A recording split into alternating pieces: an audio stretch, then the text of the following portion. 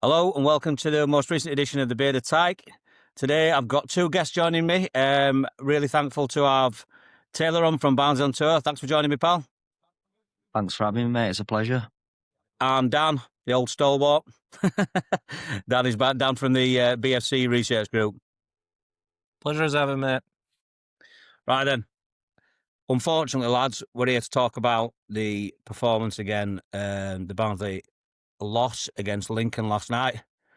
It's not going well, is it? It's really not going well. I have to say I'm a bit pleased to see Watson back at right back, and maybe I'm not really so pleased with Earl at left back. But his best option we've got at the moment, and Blandy back in midfield. But again, just a really sort of lacklustre performance in total. So I'll come to you first, Taylor. What's your overall thoughts about last night, pal? I think last night as a whole, like you mentioned, when the team lineup came out, obviously actually having a right back at right back and our best option as a left back at left back on paper, it seemed better off the cuff. I wasn't pleased seeing Nathan playing as that wide right kind of player because he directed so much down Cleary's side, so they just doubled up on him and it was so easy for them to defend.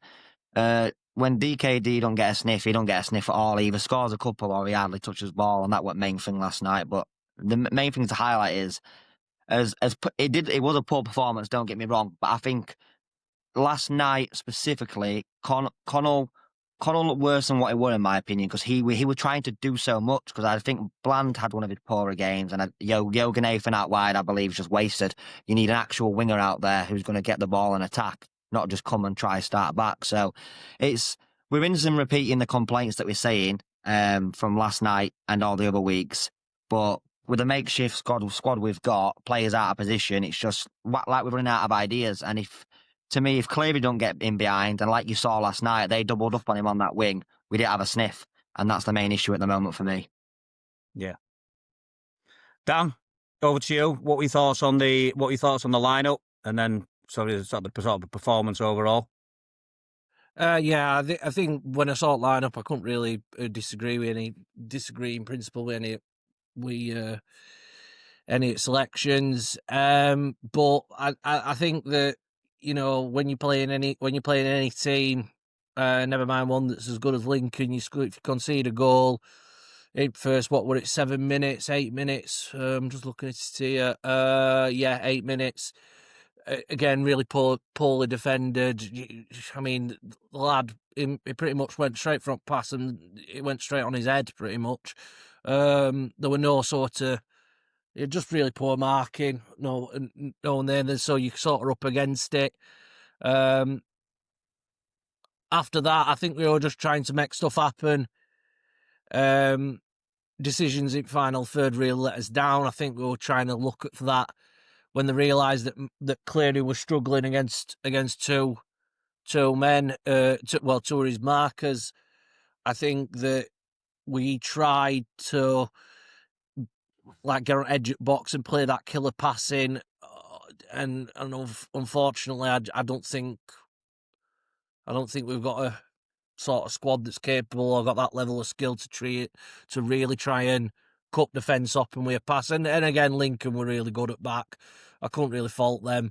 Even when we tried to take shots from outside box, and I think 3 of them were throwing the sends at ball. We're in a line throwing the sends at it.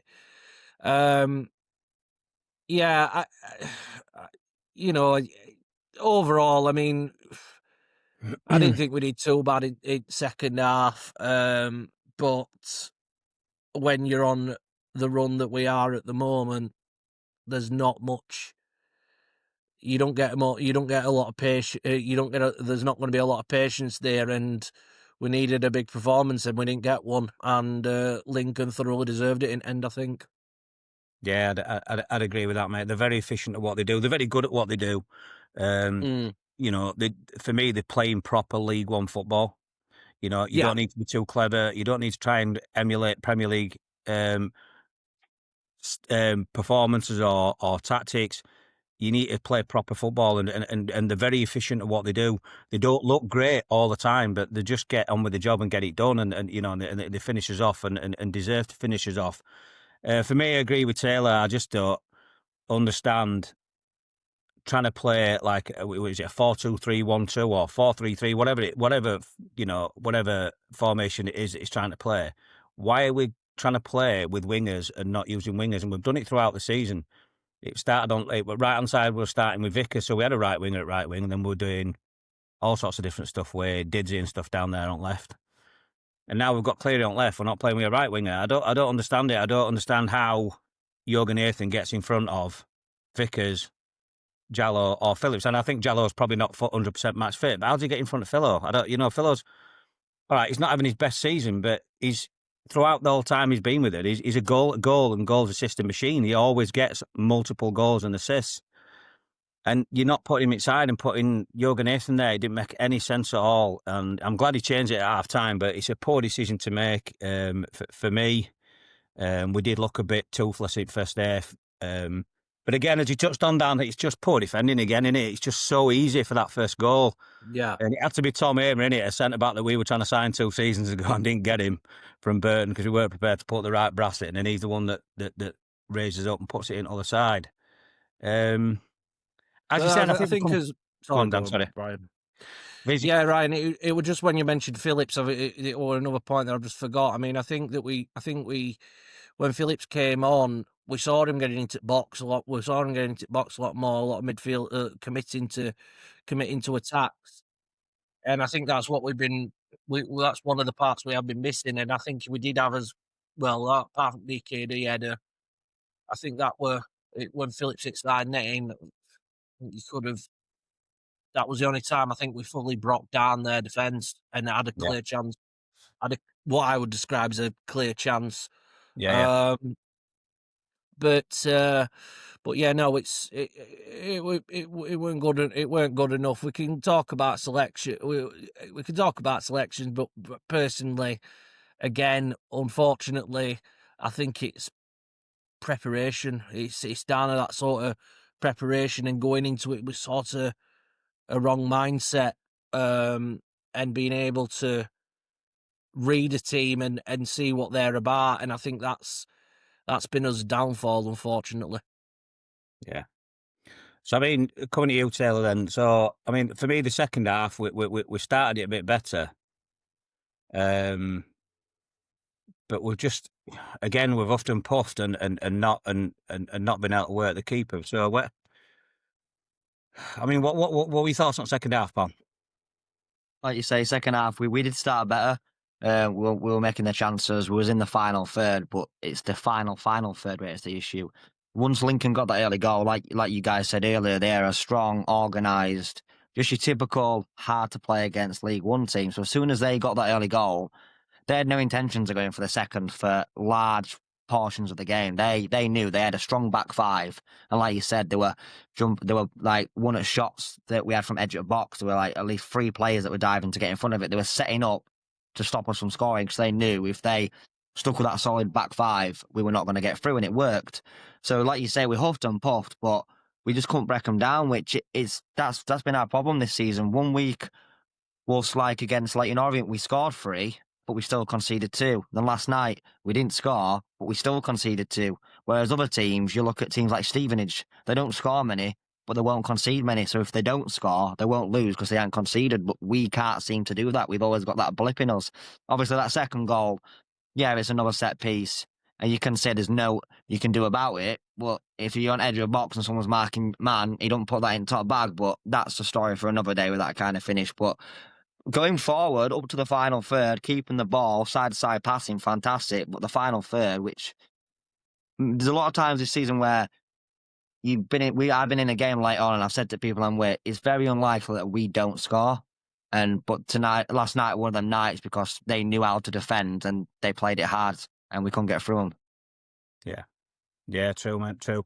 I think one of the startling differences was when you saw some of the shots coming in from us, and Dan, you touched on it earlier, where Phillips were putting it. He put a couple of shots in from outside, and I think there were one from maybe DKD and one from Luke Connell as well, where the defenders have put themselves on the line.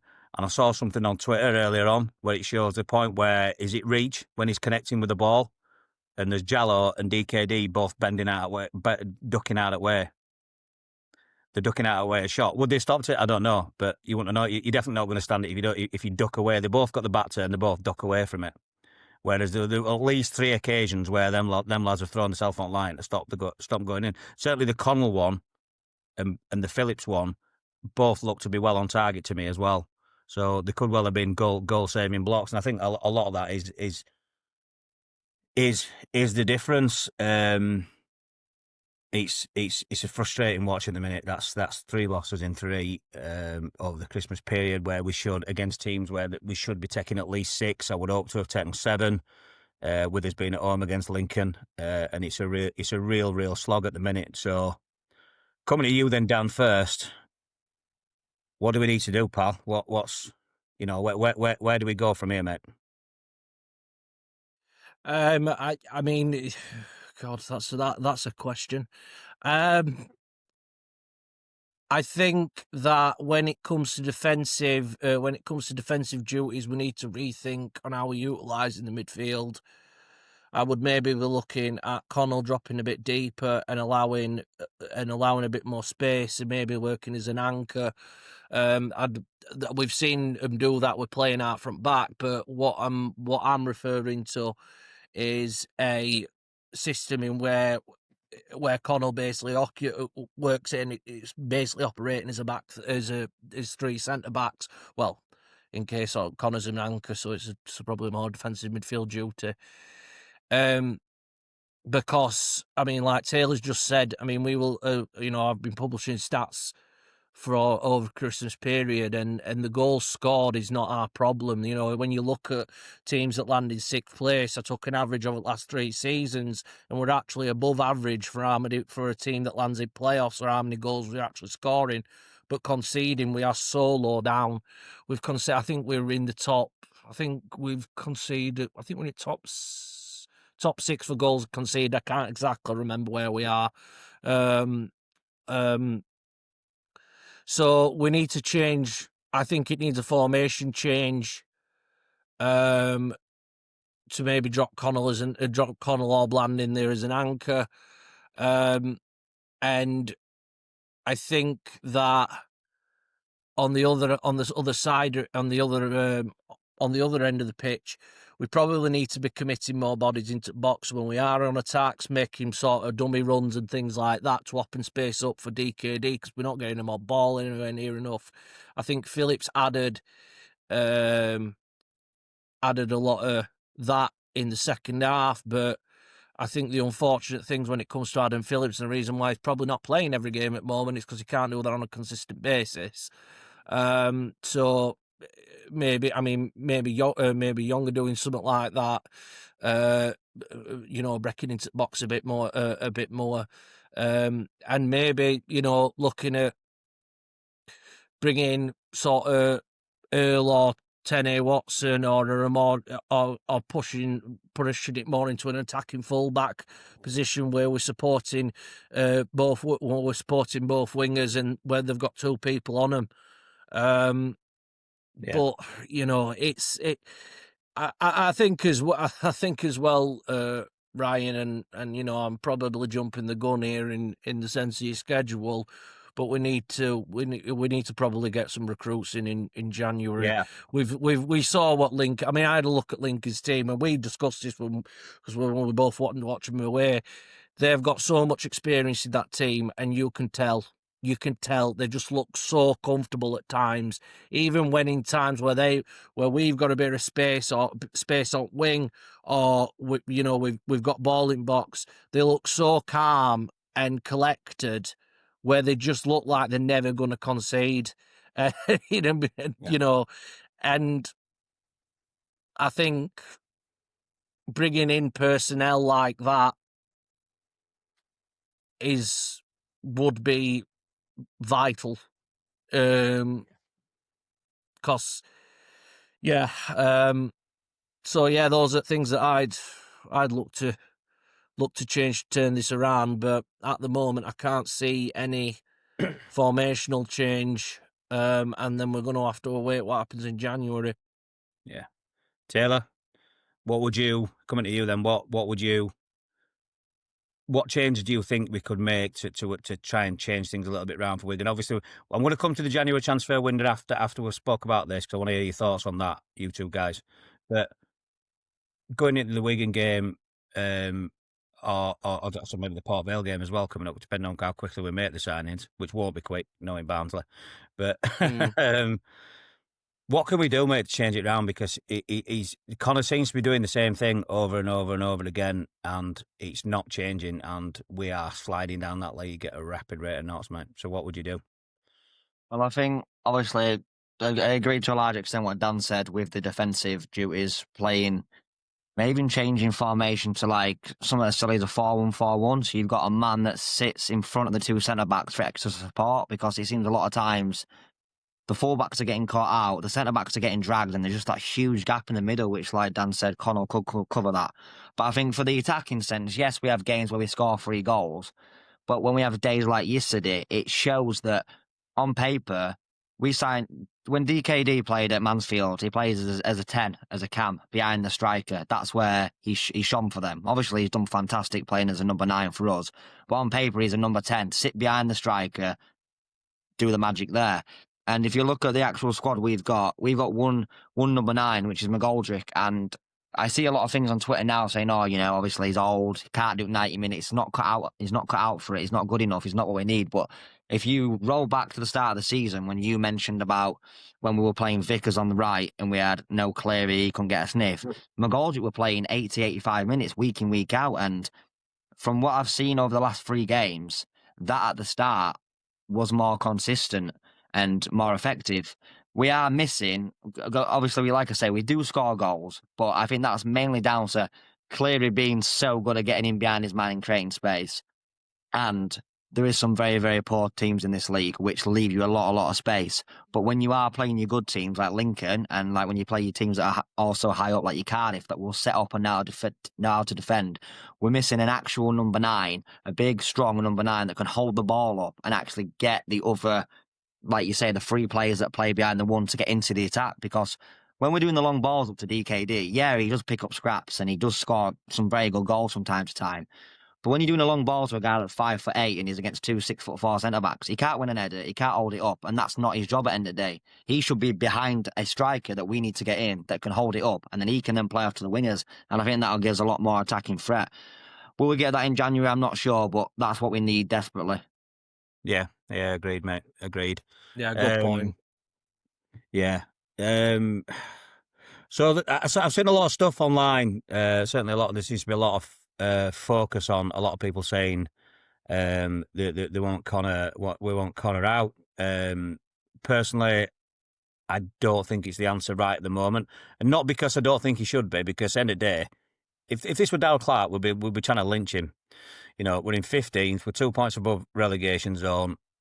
Clark had us in 5th at the same point last season. We still wanted him out.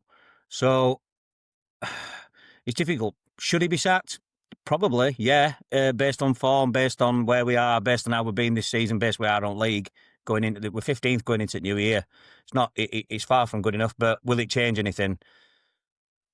I don't think so. I think there's bigger problems than Connor. That's the thing. The buck starts at the top with a lack of investment in the squad. So I'll come to you first this time, Taylor. What's your overall thoughts on what's been said about Connor? What do we do about it, mate? I think, like you say, you could sack him tomorrow, and it's not going to change how them players are playing. You might have a gaffer that comes in and tweaks things slightly, which could improve stuff because we are playing players out of position to an extent. But then you have to look at the squad depth and what you've actually got to work with. It becomes to a minimum how much you can actually change it. But I think if you look at it as a whole, as a full season on paper, like you said, if he weren't who he is, we would all want him out by now. But if you look at it from the top coming down, this is now our 4th year in League One. And from the first season to this 4th season, we finished 4th, then we finished 6th, then we finished, I think it was 12th or 13th last season. And now we're sat in 15th. If anyone with an half-decent football brain can't see this slow decline and think it's more than just a manager, it's obvious that it's the people at the top and it's the investment. Yeah, I get it's hard to run a business, and yeah, I get that they can't constantly pump money in, but I read a tweet of a day referring to the kitchen maybe Bobby Thomas, but a couple of players from that season where we got a combined of like 7.8 mil. Yeah, granted that a lot of that money did go to pay off whatever debts we needed to pay off to keep the club at a stable float financially.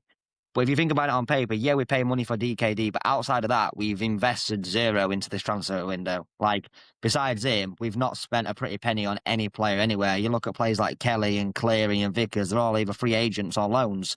And that's where you're rolling the dice with young kids like Cleary and Kelly. It looks like if we can keep consistent with them, they will turn out to be good, consistent players.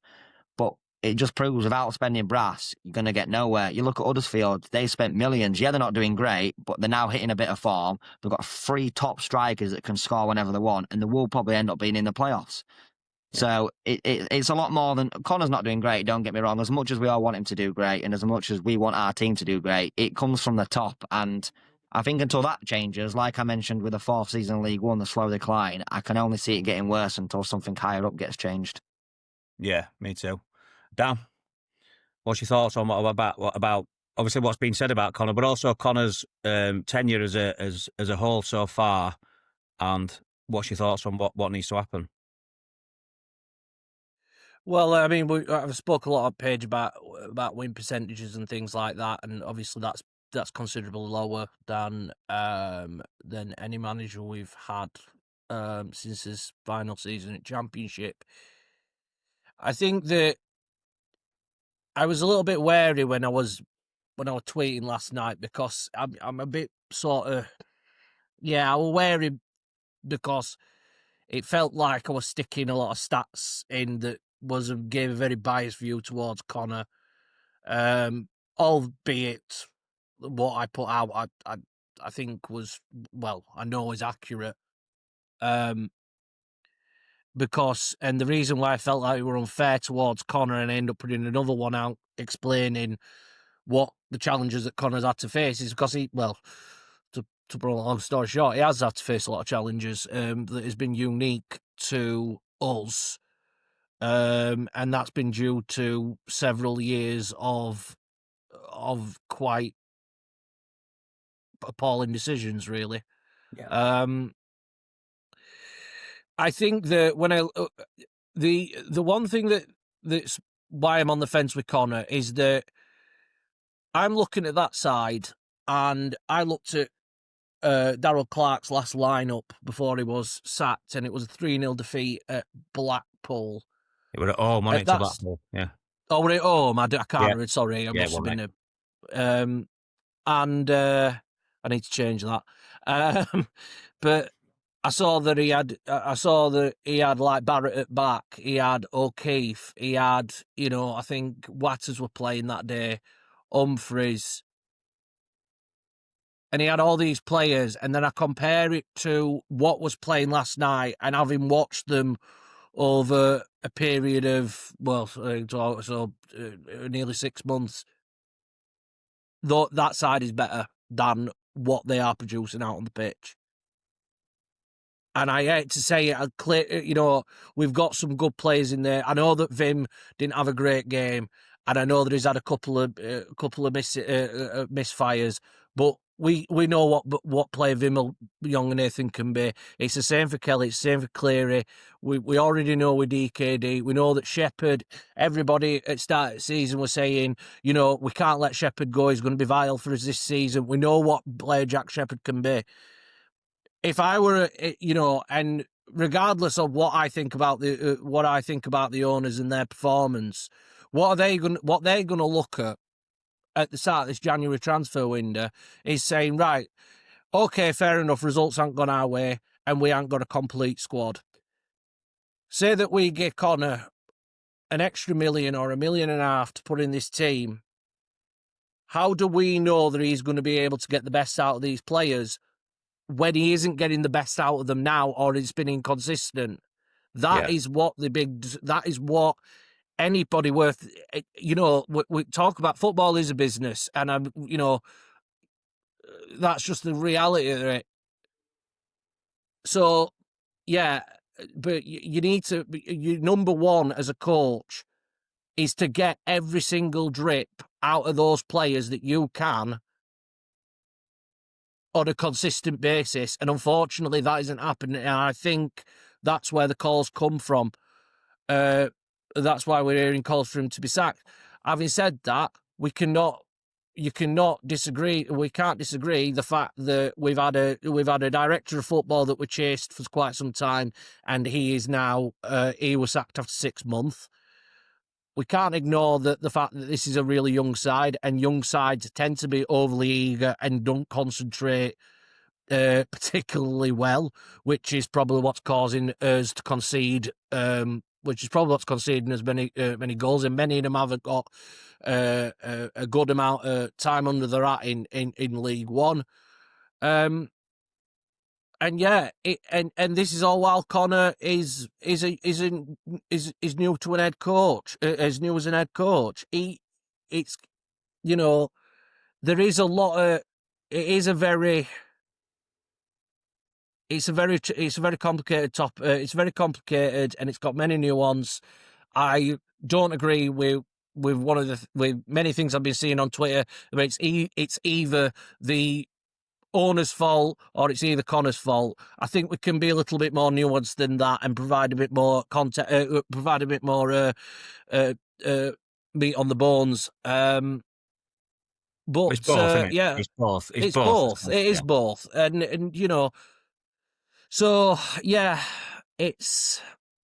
I think that Connor. I mean, I said this in in group chat today, Ryan.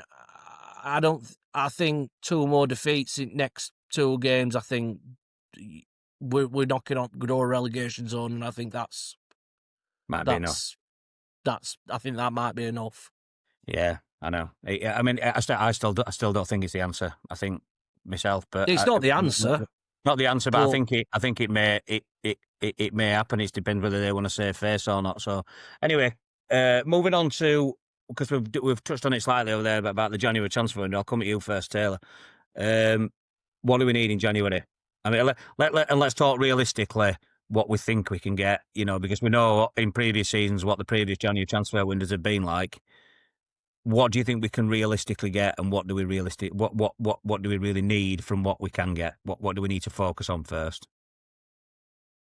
I think realistically we do need a bit of everything based on current performances, but you've got to look at realistically, will we spend anything? Because all I hear is we've got no money from stuff I read on Twitter. Obviously, none of us actually know the actual truth to that because none of us are the owners of the club. So it's just going to be a waiting game. We could do with a bit of everything. We need an actual out-and-out right winger, or he needs to start playing Vickers, because there were rumours of Vickers going back, but then he started against Mansfield, I believe. A lot of people are mentioning that, like you read all sorts on Twitter, Bland's not ready. You need another centre mid. He needs drip feeding in, which I think when Bland's on his game, he's more than good enough. Same with Jorgen Nathan when he's played at that CDM, he's more than good enough. As for centre backs, Roberts and Shepherd, we know what Shepherd's capable of, and when Roberts is on his game, he's a good, quality, strong, simple League One centre back. So it's really hard to judge because I don't know what they're going to spend. I don't know if they're going to look at free agents, going to look at loans, going to look at spending big money on one player. But we do need a bit of everything. But like I touched on earlier, I do think we need a number 9 target man to hold the ball up, keep the ball in the final third for a bit longer, and then it takes the pressure off the back line, because that's where the mistakes are coming.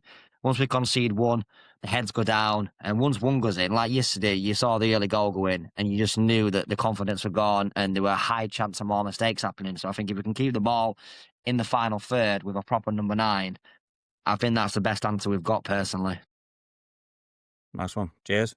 Dan, what's your thoughts, mate? What do we need? I don't mean dream world scenario. What do you think we can realistically bring in January, mate? I think probably I think not maybe, I'm not saying bench Bland at all. What I'm saying is that maybe an alternate midfielder to alternative midfielder to Bland.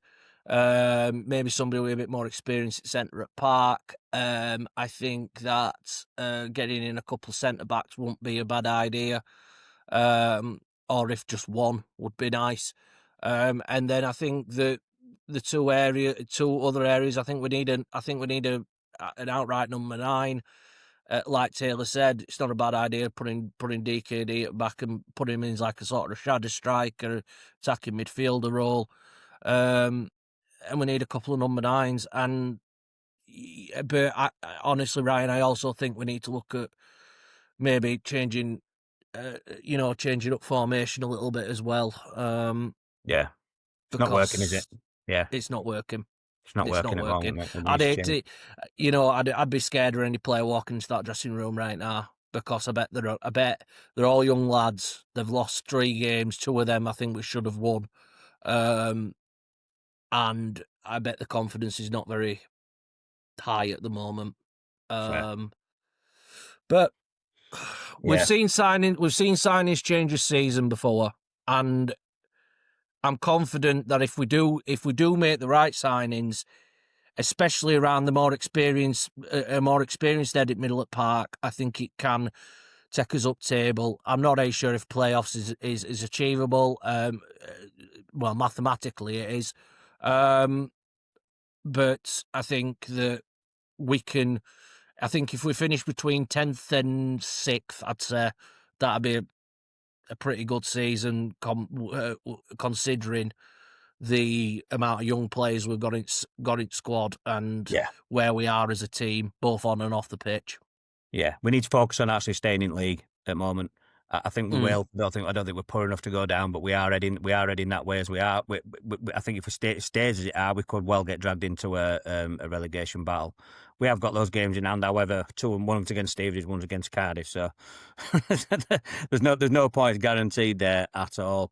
So for me, I just think we definitely need at least 1 centre back, ideally 2. I think another decent right-footed centre back alongside Shep, so Shep can play on left side and he can play on right. I think he's a good shout. Potentially another full back, because we've literally got Watson at right back and that's it. I know Bland can go there, but then it causes a problem at CDM if Bland goes in there. So he create more problems by shoving him there. So, and I agree with both of you guys. So we need a big number 9. We need somebody to hold it up. We're desperate for it because, I mean, even though DKD is not a number 9, we're 1 injury or suspension away from being completely and utterly toothless up top.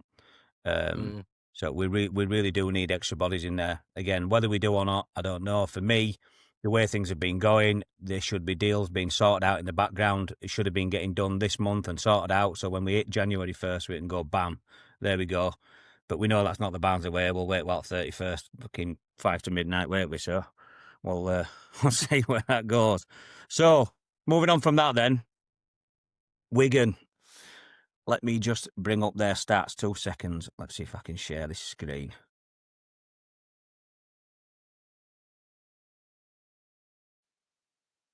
So right, Wigan. They're currently above us in league. Where are they now? So they've gone into 11th. They played 2 more games than us. Yeah, they've played 2 more games, but they're a point in front. They've been a bit hit and miss, Wigan. I think they've been a lot better at home than they have away, as you can probably see from their own form there. They've played 10, won 5. Away, they've played 12 and won 2. So their away form has been pretty poor, to be fair. So their own form's keeping them where they are. So overall they've played 22 games, won 7, lost 7, and drawn 8. They have, but like I said, but they have been a lot better at home. So we go to their place on New Year's Day. Let's just have a look at their results of late. So, again, a bit of a mixed bag with Wigan, innit? As you can see by their results there. But we've got the beaten Burton away. Was that last night? Yeah, that was last night, wasn't it? So they beaten Burton away last night 2-0. That's a good win. Like I said, they've been struggling away. But they lost away at Bradford. I thought they were unlucky to lose away at Bradford on Boxing Day. They got down to 9 men. I think it was a very late goal that they conceded. They were lucky not to come away with something there. But they got beat at home by Blackpool, and Blackpool seems to be on a bit of a resurgence as well. And you can't believe Blackpool have gone above us, can you? Considering how much Blackpool was struggling early doors, they've gone above us. It shows you where we are, doesn't it? The last win was ironically against Burton, which was where they won last night. But and then they beat Wimbledon away. They've had draws. They're a very hit and miss. So from a goal standpoint, let's have a look at what they're doing for a goal standpoint. Excuse me. So Wigan. So they've scored 25 and they've got 25 again. So they've scored quite a few less than us, but they've also conceded 7 goals less than us. We're on 32 and 32. Christ, is that really our bloody goal difference? Scored 32, conceded 32. Tells you everything, doesn't it? So from that then, guys, I'll just come out of that. Stop sharing. What do we think for Wigan on Thursday? Any changes you'd make to the starting 11, Taylor? I'll come to you first, pal.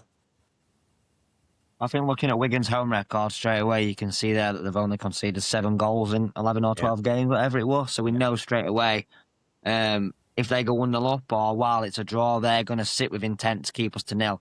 I think every team we're doing the same research as to our attacking threats, which is pack your 2 centre-backs around DKD, don't give him time to turn and shoot, and double up on Cleary. So I think, personally, I don't think he's going to change the formation. He's going to run with what he's got, because he has done since the start, really. I think you need to play with either Vickers or Phillips on that wing and just trying to hit that side as much. Obviously, Cleary is a massive asset to us getting in behind and getting the ball in the box. But there was, for example, there were many times against Mansfield while we were drawing or still winning. Cleary had that ball on the side and he was absolutely knackered. He was ready to come off. I don't know if you're injured, tired, whatever it was. But he was getting balls into the box. And if DKD didn't get to it, there was no one else there. Which is like, I think Dan mentioned it earlier about packing players into the box when we are in the final third. So I think you need an actual out-and-out winger to attack their left-back to take some pressure off Cleary. Because there's only so much that guy can do when he's doubled up. But I think besides that, he will keep it the same. And I think it's the best we can work with at the moment. But I think as each game goes by, the confidence is getting lower. 3 losses in a row. And like you said, the young lads, so each loss is going to hit them harder because to Bland, this is his first proper full professional season. So every game he loses is going to hurt. It's going to make it harder for him. So the quicker we can get a win and get a bit of confidence behind him is what we need. And hopefully that can start on Thursday. Yeah. Dan, any changes you made to the starting 11, pal?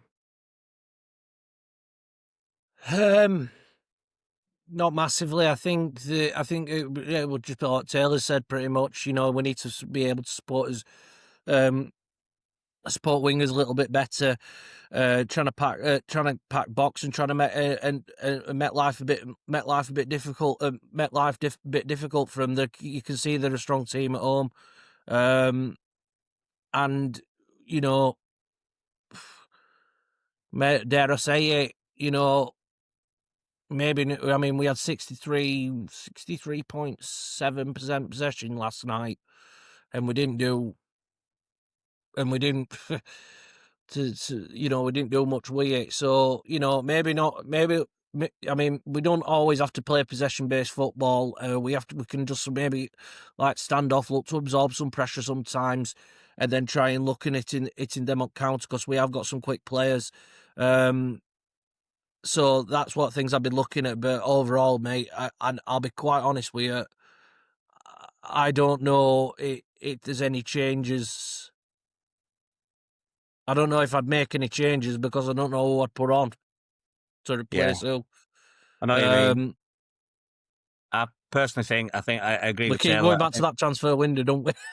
Yeah, I agree with Taylor though. I think on the right hand side we need to put either Vickers or Phillips there. I'd probably go with Phillips myself because I think he made quite a bit of a difference when he came on last night. And obviously, you know, a goal assist and goal machine really over the last few seasons. So I think I'd probably go with that just because, like Taylor says, if they're doubling up on Cleary down that side and also trying to mark DKD out of game, they haven't got that many defenders, so it leaves it open on one of the sides. And if they come over there, then maybe it'll give Cleary a bit of space. Or like against Lincoln away, when he brought Farrugia on and went out wide, they knew they had to go and pick him. One had to go with Farrugia, so it actually left space for Cleary on the left hand side. Then instead of getting doubled up on, so it's something along those lines that we need to do. I'd probably go with Phillips in front of Yoga, and then at centre back, I have to say Robbo didn't look very well when he came off. I think it's a bit of an Achilles problem, he was saying in his post-match interview, Connor, with I think it's one with BBC Radio Chef. So that's probably going to lend itself. I'd probably say Miley Gisney comes in there into centre back. because we're going to have Earlight at left back, aren't we? So they're probably the changes I would make for regard. I'd still leave Blandy, and I don't think Blandy had a terrible game last night. If I'm being honest, I thought he did all right. He certainly looked a lot more. I think he looked a lot better in midfield than he did at right back. So they're the only changes I'd make, really. I know. I was thinking about McGoldrick then, because I think like Taylor touched on earlier, I think we're a lot better under when McGoldrick started early in the season. He was starting because we were getting much better results. How much he were influencing that, I'm not too sure, but he don't seem to be going that way at the moment. So yeah, probably Phillips in at right wing, and I would probably suggest Mildy giving in at centre back, because I can't see Robbo turning it around before Thursday if he's bumped his Achilles. So we'll see. Score predictions then, Dan. I'll come to you first. How do we do at Wigan on Thursday, mate? I'm going to go for a 1-1. Taylor? I was thinking the exact same. 1-1. Yeah, me too. That's a full house. 1-1 it's got 1-1 written all over it, hasn't it? I'd love to be wrong and go get there and get a win. But like you said, Taylor, they've not conceded many at home all season. They're going to try and keep us to 0, and they're going to, if they get a goal, they will just shit house and defend their way to try 1-0. We might be able to nip 1-1, but I just can't see us getting more than one goal, and we will concede. So I think it's probably right at 1-1. So, Taylor, Dan, thanks very much for joining us, guys. Really, really appreciate it. Everybody else, if you could like, share and subscribe, comment down below how you think we're going to get on. And thanks for joining us. All right, I'll see you after.